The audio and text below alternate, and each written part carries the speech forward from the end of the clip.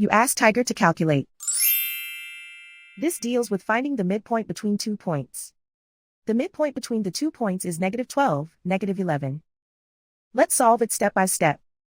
Plot the 2 points and calculate the midpoint using the formula. The coordinates of point 1 are, x1 equals -93, y1 equals -39. The coordinates of point 2 are, x2 equals 69, y2 equals 17. PM represents the midpoint of the 2 points.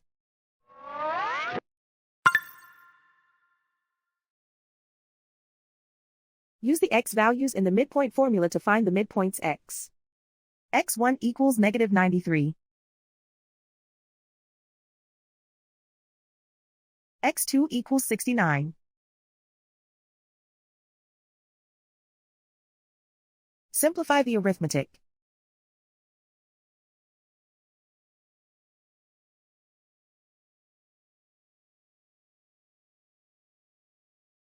Use the y values in the midpoint formula to find the midpoints y.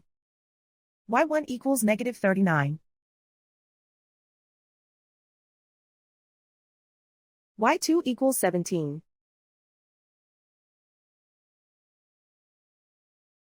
Simplify the arithmetic.